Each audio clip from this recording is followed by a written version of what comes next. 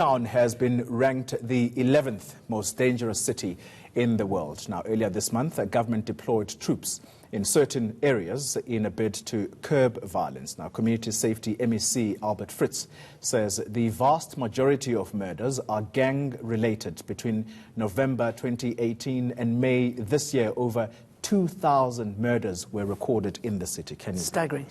Now, to talk to us about this is Premier Ellen Winde, who joins us from our Cape Town studios. Premier, good morning to you. Surely that can't bode well for the city of Cape Town, perhaps the province-wide, but we know Cape Town is the focal point, and that's where the army is at the moment. What's your comment about the city being named among one of the most dangerous in the world? Good morning. Thank you. Good to be with you. Yes, obviously that's really, really concerning. I think you would have seen that in the election campaign myself, really focusing on safety, crime, really a big issue for us in the province.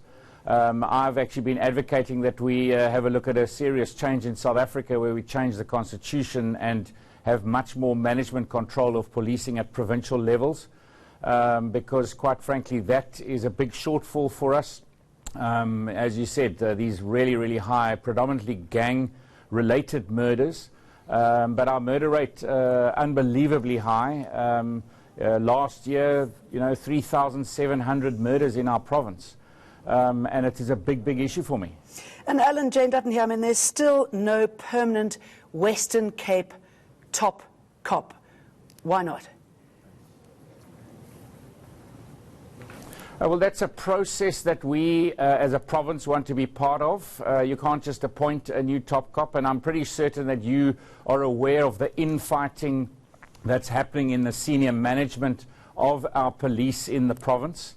And there doesn't seem to have been really much control from Pretoria trying to manage that. It has been the case for a while. So we've got high murder rates. We don't have sufficient policing. We've got management at a provincial level that are fighting amongst each other, laying charges against each other. And that's why in the province we've declared a dispute with the national minister, and nationally we've looked at different policy options around really saying to the national government we should be having more management control at a provincial level.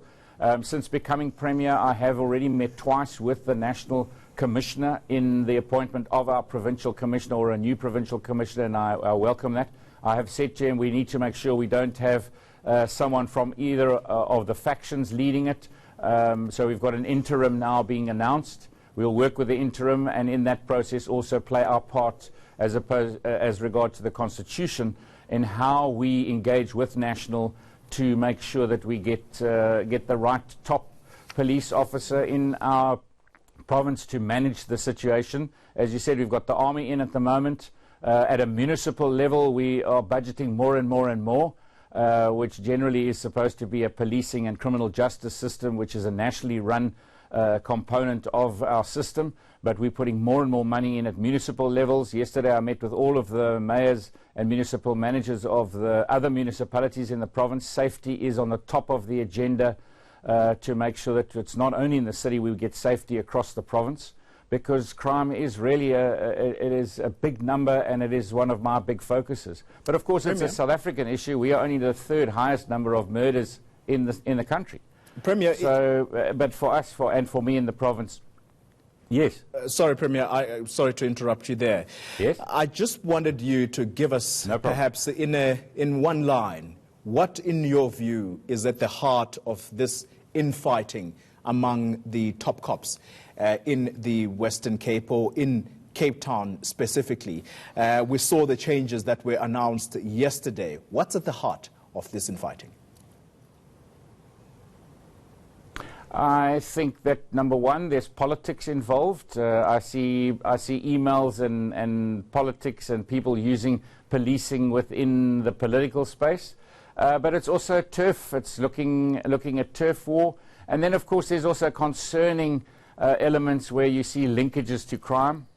And that's why I really would like to see someone from outside of the province coming in someone without any vested interest really coming in and taking this job really seriously in our province. And, you know, I mean, people are saying that it's a policy failure of the DA, the government's not doing enough to take it seriously. But the reality is that we're seeing a growing number of people being killed on the street.